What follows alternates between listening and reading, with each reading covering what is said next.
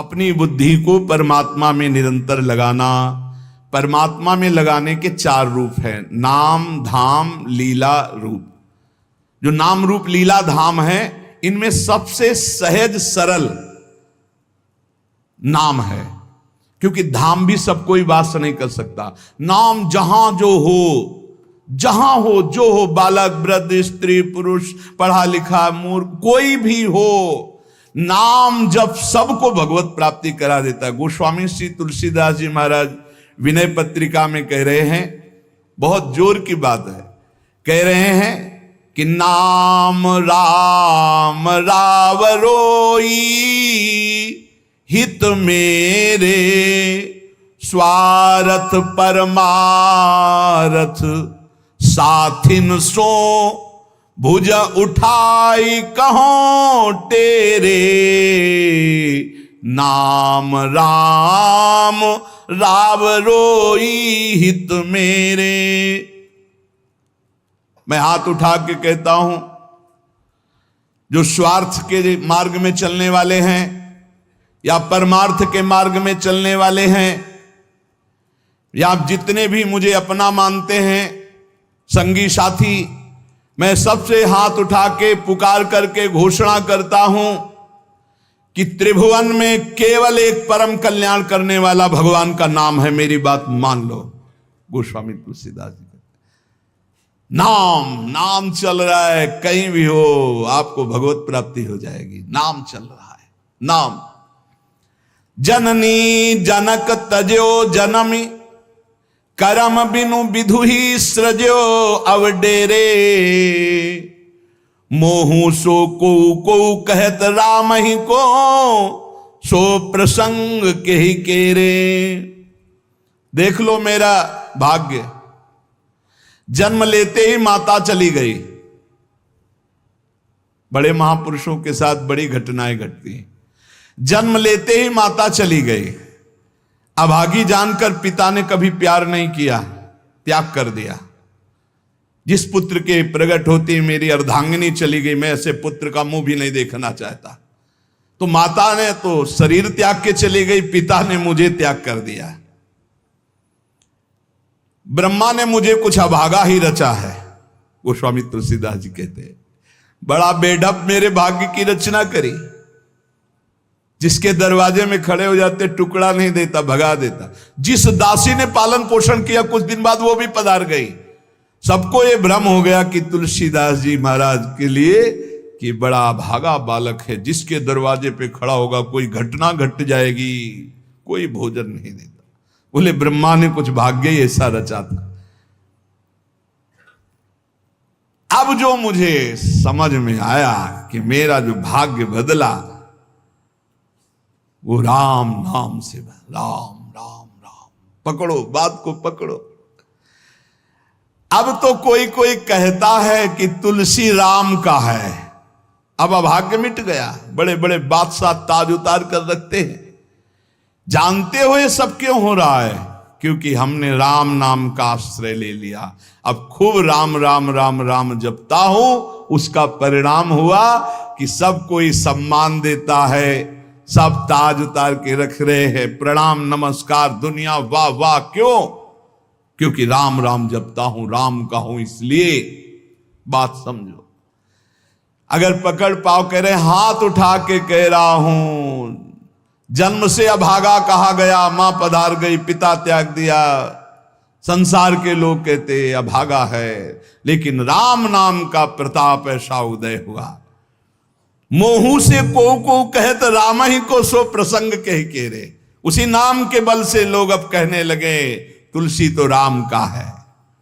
फिर ओ ललाट बिनु नाम उदर लगी, दुखो दुखित मोहि हेरे।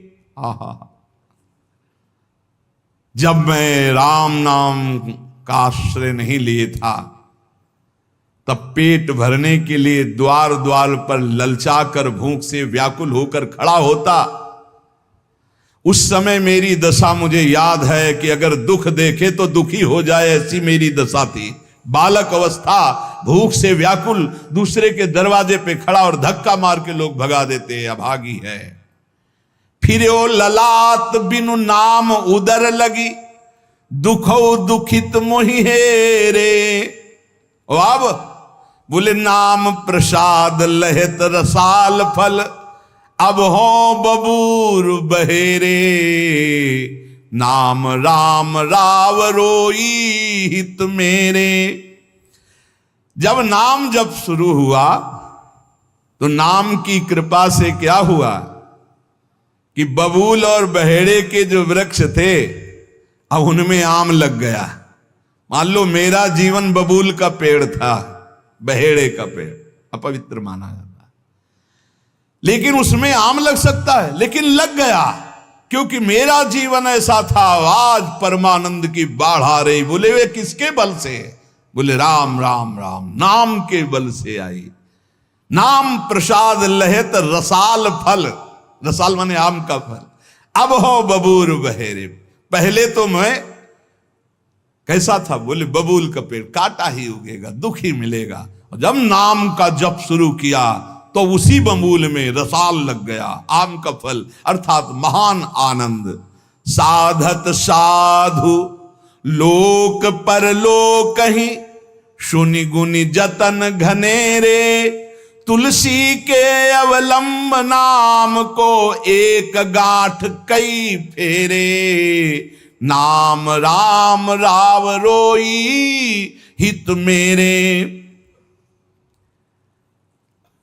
संत जनों ने, शास्त्रों ने जब कहा कि जीव के समस्त दुखों को मिटाने में समर्थ है नाम, बस उसके अनुसार हमने पकड़ लिया, नाम जप करना शुरू कर दिया।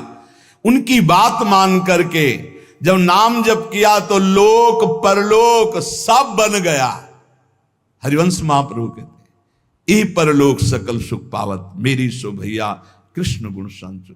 इस लोक और परलोक में समस्त सुख आपका वर्ण कर लेंगे, मेरी बात मान लो, मेरी कसम है तुम्हें, तुम नाम जप शुरू कर दो। अगर दुख से निपटना चाहते हो, तभी लोग कहते हैं बाबा का हर प्रश्न का उत्तर नाम होता है।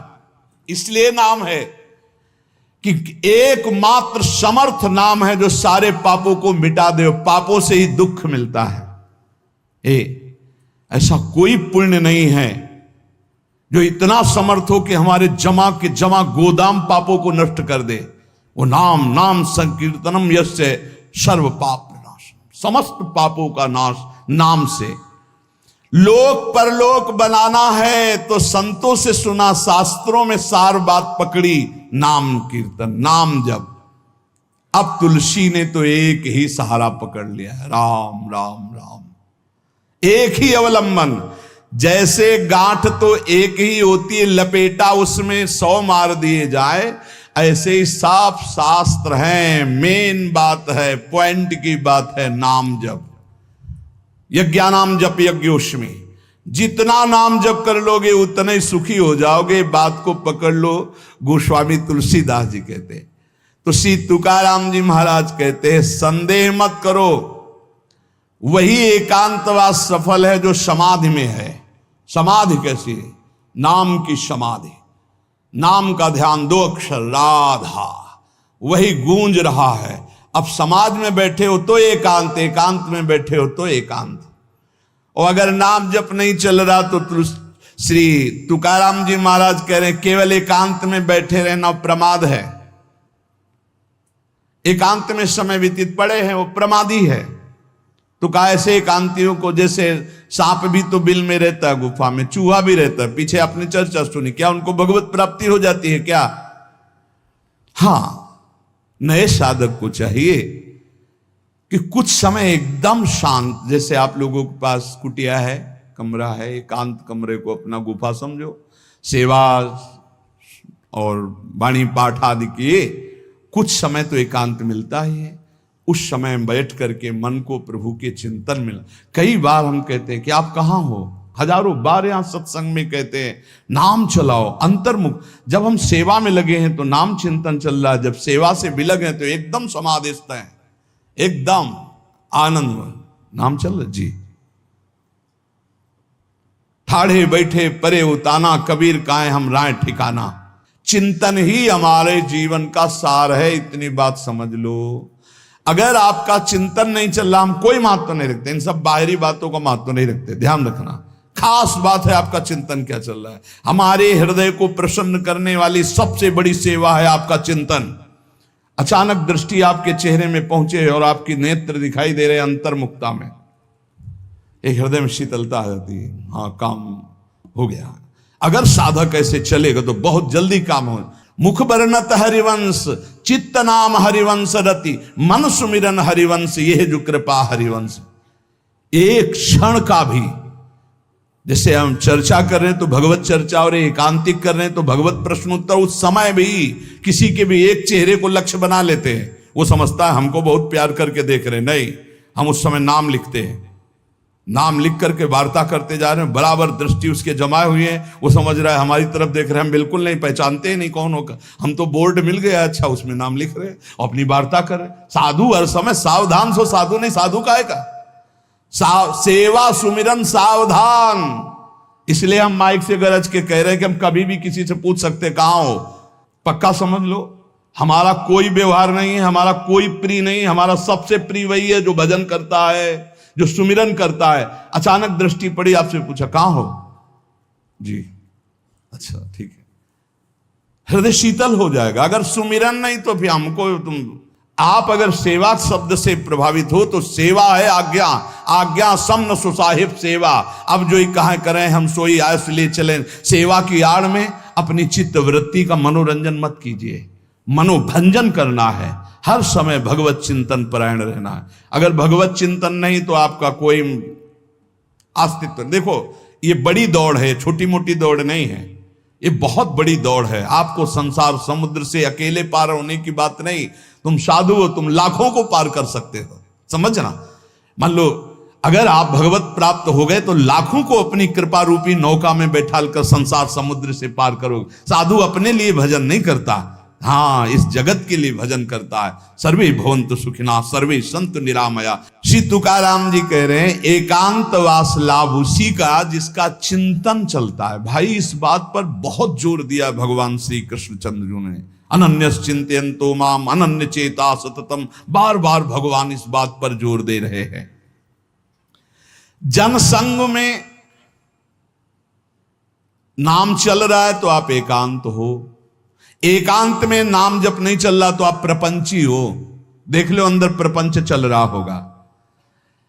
जन संसर्ग से शून्य अर्थात भीड़ भाड़ में रति न होना, अर्तिर्जन संसदी, और एकांतिक भगवत चिंतन होना। हम एकांत को समझते कमरा में पड़े हैं तो हम एकांत हैं, हम ऐसा एकांत नहीं समझते। एकांत है कि हम प्रभु के चिंतन में हैं तो एकांत है, चाहे बाजार में खड़े हों। अगर प्रभु का चिंतन नहीं तो एकांत में कमरा में पड़े पड़े एकांत में कोई लाभ नहीं। एकांत में उसी का लाभ है जो एकदम समाधिस्थ तन्मय है। एकांत में समाज में सावधान होकर चेष्टाएं कर रहा है और नाम अंदर अंदर चल रहा है। आनंद कंद भगवान गोविंद को छल छंद अच्छा नहीं लगता, मतलब नाटकबाजी अच्छी नहीं लगती। जहां हो वहीं भजन करो, जैसे हो उस परिस्थिति में भजन करके दिखाओ। भजन की भूख जग जाए यार, यही सत्संग का लाभ है। भजन की भूख जग जाए। एकांत का तात्पर्य है प्रभु की शिवा और कुछ सुमिरन में ना, प्रभु के चिंतन में डूबना। ए भाई समझो, सत्संग सुन रहे हो उसको पकड़ो, अपने हृदय में बार बार चलाओ। देखो ये अंदर से बात समझ लीजिए, हम उसे बहुत जी जान से प्यार करते हैं जो भजन करने वाले हैं। हम जिन साधकों को देखते हैं कि अपनी सेवा दिनचर्या और भजन किसी से मतलब नहीं, ऐसे ऐसे साधक हैं कि एक एक दो दो वर्ष हो गए हमने कभी उनसे राधे श्याम हमारी उनकी नहीं हुई होगी। और आप सच्ची मानिए एक दिन भी ऐसा नहीं जो हमारे चिंतन में ना आते हो, चिंतन के द्वारा उनका पोषे। और हमारे पास हो अगर भजन नहीं करते तो सच्ची मानिए हम जानते भी नहीं है। अभी आप हमें अंदर की बात, जैसे वो कह रहे थे कि हम जान गए आपको, तो हम कहा नहीं जाने हो, जान जाओगे तो प्रेमानंद बन जाओगे। प्रेम और आनंद, प्रिया और लाल के रूप में डूब जाओगे। ये हमारे गोविंद आनंद कंद सच्चिदानंद प्रभु को ये छल छंद अच्छे नहीं लगते, उनको तुम छल कपट में नहीं फंसा सकते। एकांत निष्ठ भक्त उसका मतलब हम तुरंत ले जाते हैं कमरा एकांत, गुफा एकांत, नहीं, एकांत हृदय, एकांत निष्ठ भगवान के चरणारविंद में। शाब्दिक एकांतिक में मत जाइए कि शब्द का एकांत, कि भाई शोरगुल नहीं हो रहा, मैं एकांत कमरे में पढ़, नहीं नहीं, आंतरिक एकांत में। अकेले चुपचाप बैठे रहना एकांत नहीं कहता, भगवान में खोए रहना एकांत कहता। इसको समझिए, प्रभु में खोए रहना, एकांत वास का तात्पर्य सच्चिदानंद प्रभु में खोए रहे। तो सत्संग,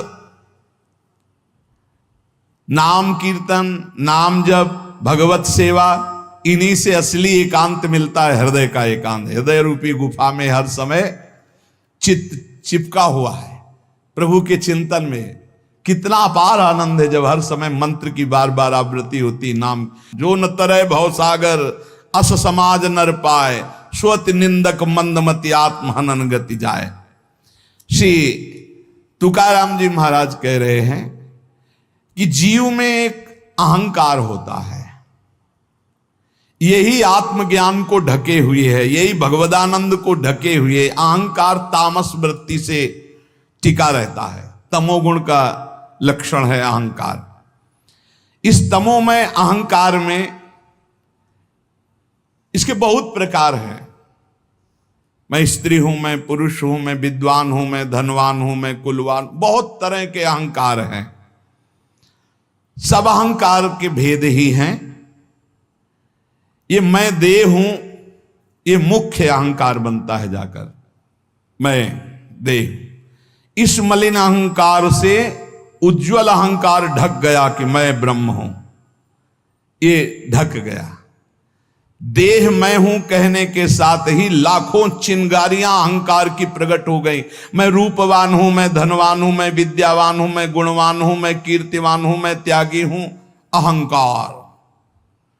मैं अमुक देश का, अमुक भाषा का ज्ञान, अमुक धर्म का ज्ञान, अमुक जाति का, अमुक वर्ण का, अमुक कुल, आदि आदि, अहंकार। प्रकृति के स्वभाव में हर्ष और विषाद, स्तुति और निंदा, मान और अपमान, ज्ञान और अज्ञान, ये सब अहंकार के कारण ही भोगने पड़े। अहंकार। प्रकृति से परे जो परमात्मा है, तब तक आंख उठाकर उसकी ओर नहीं देख सकते जब तक अहंकार है। तुकाराम जी महाराज कह रहे हैं, परमात्मा के और तुम्हारी दृष्टि के बीच में जो पर्दा लगा हुआ है वो अहंकार। जब तक ये अहंकार नष्ट नहीं होगा तब तक भगवान की तरफ आंख भी नहीं उठा सकते हो। दर्शन पाने की बात जाने दो। बहु धन त्याग कर सकते हो आप, बहुत बाहरी आडंबर दिखा सकते हो आप, लेकिन ये अहंकार तब भी पुष्ट होता रहेगा। मैं धन त्यागी हूं, तब भी आप परमात्मा का साक्षात्कार नहीं कर सकते। ये अहंकार सर्वथा दूर तब तक नहीं होता जब तक भगवत कृपा से गुरु कृपा नहीं होती। गुरु कृपा। तभी तो तुकाराम जी के पीछे चैत्र में सुनाओ छटपटा रहे थे कि गुरुदेव मिल जाएं, गुरुदेव मिल जाएं। जैसे जैसे गुरु की कृपा अवतरित होती हृदय में, वैसे वैसे अहंकार का पर्दा भस्म होने लगता है, आग ही लग जाती है। अहंकार भस्म हो गया। जो ही अहंकार का पर्दा फटा तो सन्मुख परमात्मा का साक्षात्कार, वही अहंकार पर्दा है। जैसे कोई प्रवीण कला विद्या से युक्त हो पर आसन लगा करके अपने सामने पर्दा कर दे तो न कला दिखाई देगी, न प्रवीणता, न गुण, न वो। ऐसे ही समस्त कला समस्त विद्याओं के गुरु तुम्हारे हृदय में आसन लगा के बैठे पर अहंकार का पर्दा लगा, अहंकार हटा दो, समस्त गुण और विद्या के समुद्र भगवान का साक्षात्कार हो जाए। एक जगह तुकाराम जी महाराज कीर्तन में मस्त, तो एक कीर्तन में आया करते थे, उनके मित्र नास्तिक थे। उनसे कहा एक बार आप तुकाराम जी के कीर्तन में चलिए और अगर आपको भगवदानंद ना आवे तो फिर आप जैसे भगवान की निंदा करते रहते हो, हम आपको कभी नहीं रोकेंगे, आप हमारे दोस्त तो एक बार चलो। जो ही गए तो तुकाराम जी की वो झांकी देखकर आंखों से अश्रु प्रवाह और नूपुरों की ध्वनि, राम कृष्ण हरि राम कृष्ण, वो तो लौट गया चरणों में। अब रोज कीर्तन में अब कीर्तन के बाद थोड़ी देर सत्संग होता, अब उसमें ब्रह्मचर्य आदि की महिमा वो अपनी पत्नी से बोलना बंद कर दिया। तो जैसे काफी समय हुआ तो उसको पता चला कि ये कीर्तन में तुकाराम जी के पास जाते इसलिए बोलना, तो बोले मेरी जिंदगी का नाश करने वाला, हाथ जोड़ करके पति से कहा आपका तो उद्धार हो गया, मेरा उद्धार कैसे होगा? बोले चलो चलते हैं आज कीर्तन में। बोले नहीं, पहला कदम अपने गुरुदेव को घर में लाओ, एक बार चरणामृत उतारें, घर में चरणामृत डालें, फिर भगवान मेरी ये पत्नी को कैसे, जैसे मेरी बुद्धि शुद्ध हो गई, इसे बड़ा प्रसन्न हुआ। तुकाराम जी से कहा जा गया अपार कृपा आपकी, पूरी बात बताई। उनका भाई यदि तुम्हारी पत्नी को ऐसी प्रसन्नता और तो मैं अवश्य चलूंगा। सीधे सरल भक्त आ गए, उसने बीच आंगन में बैठाला, जो दरवाजा रसोई का था उसी के सामने, और पहले से 5 लीटर पानी खौलने को रख दिया था। घंटों पानी खौल रहा है, उसमें डालती जा रही है। जब तुकाराम जी बैठ गए, आई सामने, प्रणाम किया, देखा ये वही है जिसने मेरे पति को बरगला दिया, और जब से इसके पास गए आज तक मुझसे बात नहीं, आज मैं मजा चखाऊंगी। और बस कपड़ा से पकड़ भगोना लाई, ऊपर तुकाराम खौलता हुआ पानी, विठ्ठल विठ्ठल पांडुरंगा पांडुरंगा, सब छाले छाले पूरा शरीर, और गर्म पानी इतना। ऐसे थोड़ी संतों के जीवन में तुम्हें कैसे कैसे कष्ट बताए, जो भगवान का यश विस्तार करते हैं उनके लिए, जो अपने निंदा कांचे घर आसावे से जारी। प्रभु मैं किसी के पास नहीं जाता, निंदक, मारने वाले, वाचाल, कुतर्की, संशयी, ये सब मेरे पास आते हैं और मुझे परेशान करते, मुझे कष्ट देते हैं। इसलिए मैं क्या करूं प्रभु, आपका भजन करूं या इनसे झगड़ा करूं? ये पाखंडी लोग मेरे पीछे पड़ गए विठ्ठल, मैं उनसे क्या कहूं? मैं नहीं जानता ये छल कपट, ये लड़ाई झगड़ा। मैं तुम्हारे पांव पड़ता हूं, उनके भी पांव पड़ता हूं, मुझे भजन करने दो, इनसे दूर रखो। नको दुष्टो संग पड़े भजना मधि भंग, तुक निषेधिता मद नशा है सर्वथा। एका माध्या जी में बाद करूं कोणाम सवे, तुझे वर्णुम गुण की है राखो दुष्ट जन। काय करूं एका मुखे सांगम महणे तुका। तुकाराम जी कह रहे हैं अगर दुष्ट पुरुष का संग दुष्ट करे तब तो निभ जाएगा, लेकिन दुष्ट का संग अगर साधु से करवाओगे तो भजन भंग हो जाएगा। नको दुष्ट संग पड़े भजना मदि भंग। प्रभु ये दुष्ट लोग मुझे नीचा दिखाना चाहते हैं, मुझे इस बात से कोई डर नहीं, पर मुझे सहा नहीं जाता जब ये भजन विरोधी बात करते हैं। मैं अपने को अकेला देख रहा हूं प्रभु, किस किस से वाद करूं? ये आपका गुण नहीं बखानते, ये दुष्ट जन आकर के आपकी अवहेलना करते। तुकाराम कहता है एक मुख है, किस किस को उत्तर दूं? इसलिए दुष्ट जनों का संग जब प्राप्त हो तो मौन ही सबसे उत्तम है, और भगवान को पुकारना, पुकार करके अलग रहना। और ये प्राप्त होगा जब आपका अच्छा भजन चलने लगेगा तो दुष्ट लोग पीछे लग जाएंगे। ये भगवान का ऐसा है। देखो जिसका भी उत्तम भजन हुआ उनके साथ ये घटना घटती है। उपासक को अनुपम आनंद की प्राप्ति एकांत लाभ से होती है, पर केवल एकांत में बैठे रहना एकांत लाभ नहीं है। एकांत लाभ का मतलब है समाधि, चाहे सबके बीच में बैठा भी हो। ये अहंकार किसी भी गुण कला विद्या से नहीं मरता है, इसको और अहंकार हो जाता है, मैं कलावान हूं, मैं विद्यावान हूं, मैं गुणवान हूं। अरे यहां तक कि मूर्खता का भी अहंकार होता है। चित्त में अहंकार को पोसते पोसते अनंत जन्म व्यतीत हो गए, अब भगवान के मार्ग में चले तो नम्रता का अहंकार हो गया। ये भी है, मैं बहुत सरल हूं। अरे कितना बोझा लदा है अहंकार का। तुम और समझो, धूर्तों को धूर्तता का भी अहंकार होता है। कल्याण के मार्ग में चलने वाले साधकों के अंदर ये अहंकार प्रकाशित होता तो देख पाते हैं, अज्ञानी लोग नहीं देख पाते हैं। ये साधकों को क्लेश देने लगता है, तब जान ले कि इसके मिटने का समय आ गया। जिसको अहंकार चुभने लगे, एक साधक रो रो के कह रहे थे कि मुझे ऐसा अहंकार है कि मैं दैन्य हूं, भगवान की विशेष कृपा मेरे ऊपर, मैं बहुत भजनानंदी हूं, क्योंकि हर समय नाम जप करता रहता हूं, तो मुझे डर लगता है कि इस ऑपरेशन का कहीं कोई कठोर विधान भगवान न कर दे। तुमका उसे डरना तो चाहिए, क्योंकि भगवान ऑपरेशन तो बहुत अच्छा करते हैं, पक्का करते हैं, पर घटना बहुत, तो बोले मुझे डर लगता है, मैं सहन नहीं कर सकता कि अगर कोई ऐसी घटना आई, तो यही अहंकार है, वो बचना चाहता है। तो हम कहा डरो और भगवान से प्रार्थना करो, नहीं तो ऑपरेशन थिएटर साथ ही लिए घूमते हैं भगवान, पता नहीं कब कहां कौन सी घटना घटा दे कि सारा अहंकार मिट्टी में मिल जाए। तुकाराम जी महाराज कहते हैं, पहले पहले जब साधक जानने लगता है कि अहंकार मेरे अंदर जागृत हो गया, तो जहां तहां सम्मान से बचने लगता है और उसकी वाणी का लोगों पर प्रभाव पड़ने लगता है। तब अहंकार उपाधि रूप धारण करने के लिए फिर आ जाता है चौड़े पे। बहुत बड़ा युद्ध है।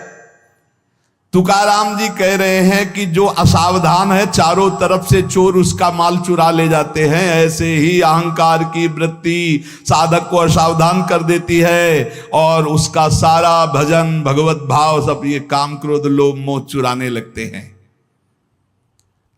अब मुझे तो डर नहीं, क्योंकि मैंने बहुत बड़े बलवान का आश्रय ले लिया, पांडुरंगा। हे हरि, अब तुम संभालो अहंकार का ऑपरेशन, आप करो, आप इसको संभालो। पदोपदिम नारायणा तुमची करीन भावना। हे हरि, हे नारायण, अब तो मैंने सब तुम्हारे चरणों में अर्पित कर। ये बहुत बढ़िया बात है। आखिरी बात, अपने अहंकार को नष्ट करने के लिए भगवान के सामने पेश कर दो। हे महावैद्य, अहंकार रूपी फोड़ा बढ़ रहा है, इसको बैठाल दो या ऑपरेशन करो, अब आपके सहारे हैं, आप देख लेना, वो ठीक कर देंगे। बहुत कृपालु हैं वो, कहीं ना कहीं ऐसी लीला रचेंगे कि बिल्कुल अहंकार ठीक हो जाएगा। सच्ची मानो, भक्तों के जो पैर फिसलते हैं तो कीन हो इसका बहु अभिमाना, सुखो वंचा कृपाली धाला। भगवान उसके अहंकार का नाश करते हैं। अहंकार भगवत भाव को नष्ट करता है, भगवत भाव अहंकार को नष्ट कर देता है।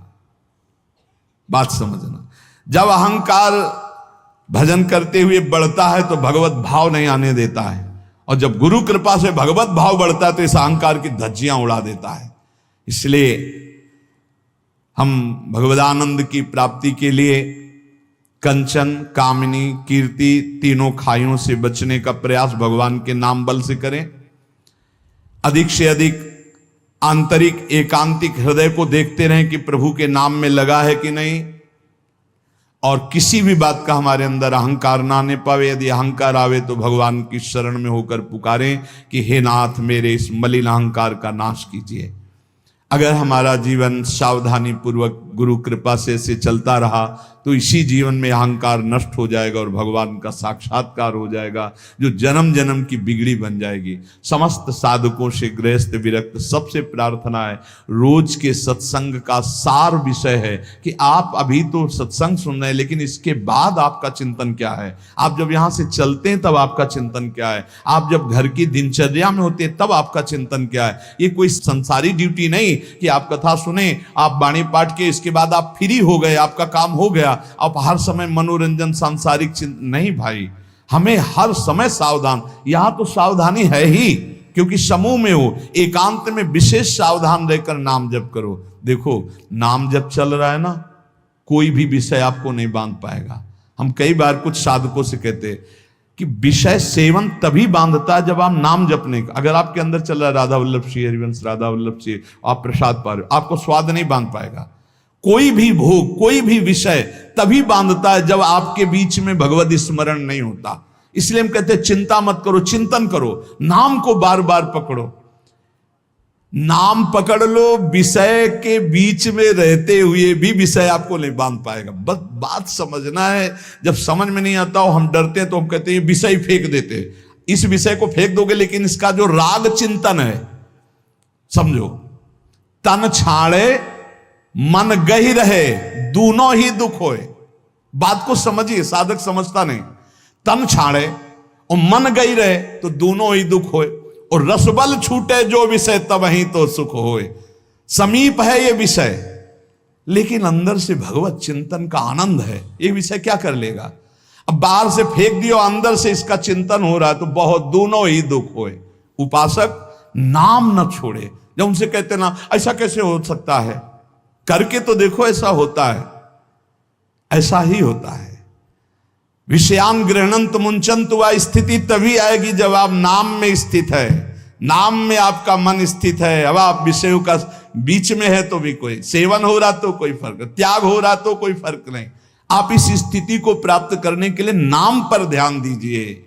नाम जब चलेगा तो रमा बिलास राम अनुरागी, तजत बमन जिम जन बड़ भागी। इसलिए भाई चूकिएगा नहीं, बहुत महिमामय समय है। खूब नाम जप करके भगवदानंद की प्राप्ति की जाए। इसी जन्म में प्रिया प्रीतम से हाँ बिल्कुल आमने सामने उनके चरणों में लौटे, उनकी सेवा। ये घर के लोग हैं, ललिता विशाखा चंपक चित्ता, ऐसा अपने परिवार है, वहां चलना है। हम भूल से आ गए संसार में, अब हमें